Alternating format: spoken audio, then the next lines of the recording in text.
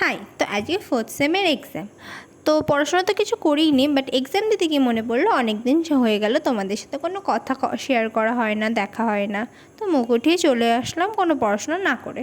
তো মাঝখানে কিছু ক্লিপ নিতে না পারার দরুন একদম স্টেশনে চলে এসেছি। স্টেশনে আসার পর দেখা হলো আমার বান্ধবীর সাথে, বান্ধবী ললিতা, যে 22 তারিখের এক্সামের সময়ও সিঙ্গেল ছিল। সিঙ্গেল বলতে বিএফ ছিল, বাট ম্যারিড ছিল না, এখন ম্যারিড।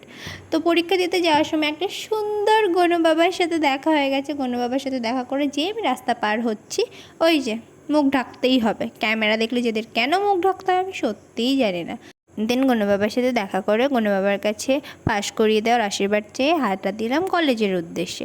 তো কলেজে গিয়ে এই মহিলা এই মহিলা না, আর একজন যে বান্ধবী ললিতা আছে, এই মহিলা, তো ও যেহেতু বিয়ে করেছে সেই আনন্দে আমাদের আইসক্রিম খাওয়ালো।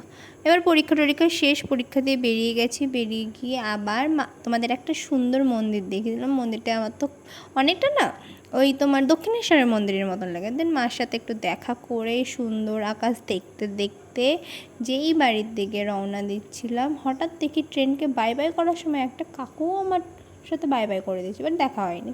তো আবার গনু বাবার সাথে দেখা হয়ে গেল, বাড়ি যাওয়ার সময় আবার গনু বাবার সাথে দেখা হয়ে গেল। দেন বাড়ি এসে দেখি সবাই মিলে ফুচকা পার্টি করছে। ওই যে বার্থডে বয় চলে গেছে জঙ্গলে। ক্যামেরা দেখলে যে সবার এত কেন সমস্যা আমি জানি না। এক একজনের জাস্ট ফুচকা খাওয়ার স্টাইলটা দেখো। ফুড ব্লগাররাও মানে এত সুন্দর করে ফুচকা রিভিউ করে না। আর আমাকে তো আমি দেখে পরে ক্যামেরায় বিধ্বস্ত মনে হচ্ছে, মানে কীভাবে আমি এইভাবে কলেজ থেকে ঘুরে এসেছি, সারা চাকদা ঘুরে এসেছি। আর ওইখানে তো ভুটকির খাওয়া তো তোমরা দেখলেই। দেন খাওয়া দাওয়ার পরে এখন হবে বার্থডে সেলিব্রেশন। বার্থডে বয় তো এইসব সেলিব্রেশনের জিনিসপত্র দেখে একটু বেশিই লজ্জা পেয়েছিলো। বাই দেবে আমরা যেহেতু গরিব, আমরা মোমবাতিতে অ্যাফোর্ড করতে পারিনি, যার জন্য মোমবাতিটা বদলে আমরা দেশলাইয়ের কাঠি দিয়ে চালিয়ে দিয়েছি।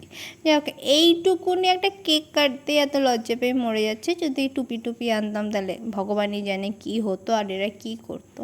ওর মানে কি বলবো, লজ্জায়ও কেক খাওয়াতেও পাচ্ছে না, মানে ছেড়ে দেওয়া এরকম একটা ব্যাপার। তো আজকের মতন এইটুকুই, দেখা হচ্ছে নেক্সট কোনো ভিডিওতে। টাটা।